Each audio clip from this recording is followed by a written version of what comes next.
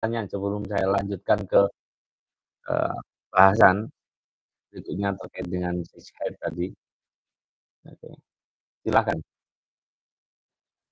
Masih ada beberapa rekan yang stay tune, boleh, berbagi, pertanyaannya untuk kita ulas bareng di sini. Oke, sambil pelan-pelan saya nyisip menunggu pertanyaan yang masuk ya.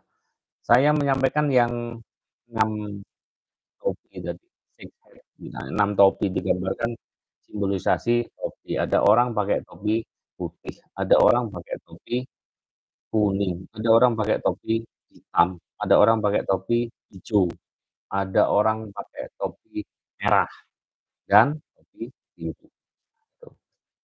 Masing-masing ini adalah sebuah simbolisasi bahwa pola pikir orang, perspektifnya orang didasari oleh motif dan cara pandang yang berbeda. Tadi di awal saya sudah menyampaikan ada orang-orang yang dengan, tipologi white hat itu orang ini berbicara dengan sebuah pandangan yang dia ini orang melakukan pandangan perspektif yang objektif. Saya tidak mau subjektif, saya tidak mau ini soal perasaan, saya mau data, saya mau faktanya apa. Oke, realnya mana? Mana datanya? Anda bisa tunjukkan? Oke, kami sudah berpengalaman. Oke, saya mau tahu yang sudah pernah Anda handle, project apa saja? Skalanya bagaimana?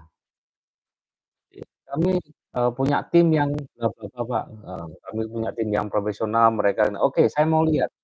Misalkan kadang-kadang kalau ekstrim jangan kaget kalau kemudian, "Oke, eee, semuanya tersertifikasi keahliannya?" Itu bisa ditanya, sertifikasi dikeluarkan oleh lembaga mana. Pada saat, negosiasi ke perusahaan bisa jadi itu di cross check. Nah, di sini nggak ngomong ijazah ya, nggak ngomong ijazah ya, di, apa, kondisi praktis, lebih powerful malah sertifikasi keahlian daripada ijazah, seringkali begitu. Oke, sehingga makanya untuk teman-teman nih, yang barangkali belum punya sertifikasi keahlian, silakan mulai dipikirkan investasi ke arah sana. Kenapa?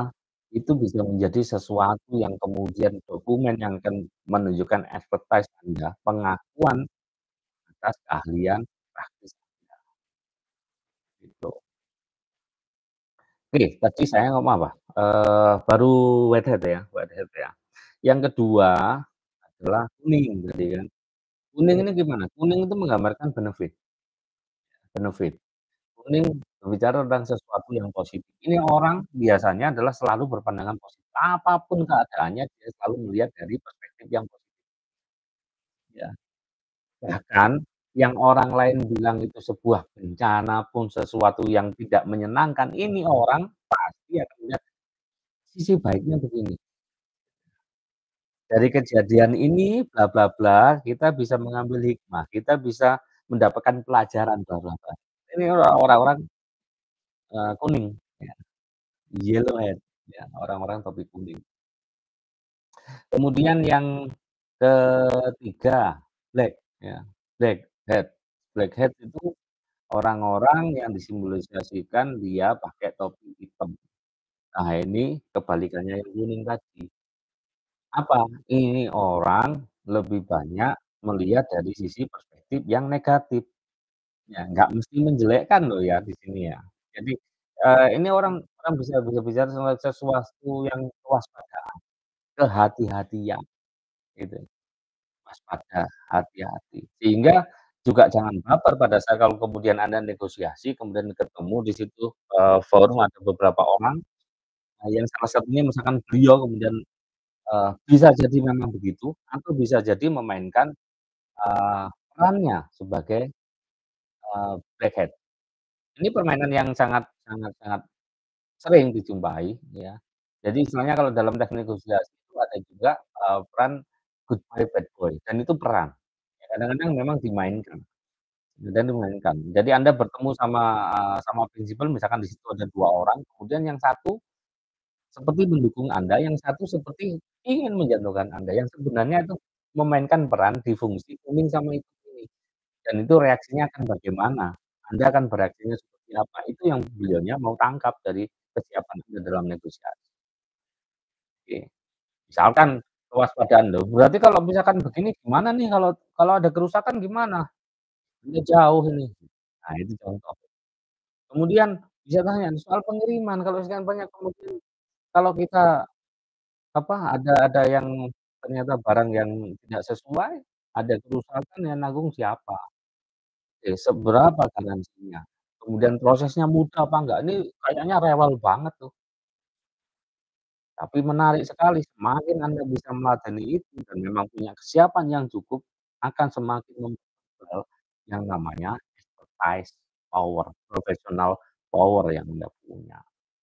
Apalagi Anda menyikapinya dengan tenang, tidak panik gitu ya, tidak takut, tidak down, nah itu. Oke, apa tadi? Putih, kuning, hitam, apalagi? Ijo, ya. Nah, ijo ini orang yang selalu, berpikir tentang ide-ide yang baru, ide-ide yang baru. Ya ini orang yang biasanya memang kayak gimana, "Ada cara lain nggak?" Gitu. Kadang-kadang begitu dia. Pertanyaan-pertanyaan kayak gitu tuh orang-orang biasanya, dari sisi, orang-orang ijo tuh. Itu artinya pada saat Anda mau negosiasi mengantisipasi ketemu orang seperti ini, jangan hanya punya plan A, even nggak cuman plan A, plan B, mungkin Anda perlu plan C, plan D, plan E. Pada saat kemudian Anda komunikasi, dalam negosiasi Anda bisa menghadirkan banyak alternatif, banyak pendekatan, kan bisa begini, ya kami bisa begini, bisa mengantisipasi itu, wow, power-nya makin meningkat, itu. Kemudian yang berikutnya adalah red hat, merah. Orang yang topi merah ini bicara terkait dengan feeling, emotion, ya. Maka tadi kalau misalkan ngomong, pendekatan terkait dengan pain avoid, ya ya, motivasi tadi yang kita kita olah, kita, kita ekspor dalam eksekusi komunikasi. Nah itu adalah pain avoid, kemudian pleasure, kemudian, apa tadi, peace of mind, pride, gitu ya, itu yang dimunculkan. Semakin kemudian Anda bisa memanfaatkan itu, maka orang-orang dengan tipikal red hat akan sangat senang, ya, akan menambah keyakinan mereka bahwa, "Ini orang paham banget sama gue. Ini orang saya belum ngomong aja dia udah siap meladeni sampai ke sana, melebihi ekspektasi saya," kalau tadi si siapa ya, Nairobi bilang itu. Nah itu. Jadi berbicara tentang bagaimana Anda menyelami, Anda nyelami, Anda lontarkan. Berikutnya ending-nya nanti urusan nilai, tinggal disepakatinya seperti apa. Tapi yang jelas tips sudah saya sampaikan di awal tadi, jangan ngomongin angka di depan sudah, ya. Jangan ngomongin angka di depan. Apa tadi, sudah putih, kuning, hitam, ijo, merah, yang satu lagi biru. Nah, kalau biru itu, orang ini summarizing, ya, summarizing. Ini orang yang biasanya berbicara tentang menggandengkan banyak perspektif. Oh, berarti jadi gitu, berarti jadi begini ya, yang A, aspek ini dia sampaikan, aspek ini dia sampaikan, aspek yang ketiga dia sampaikan. Sehingga kalau dari sini, kira-kira Anda ini enggak gini enggak gini enggak? Gitu. Nah itu. Sehingga jangan kaget. Nah, kalau ketemu orang kayak gini, maka tentunya Anda musti juga bisa menyiapkan diri Anda bahwa multi aspek point of view-nya. Pada saat Anda memahami 6 pola pikir, ya, yang tersimbolisasi dengan six thinking head tadi, maka tentunya cara komunikasi, pilihan kata, gestur Anda, cara Anda menanggapi dialog itu akan betul-betul akan lebih powerful, ya, dan lebih kena dengan klien, secara spesifik.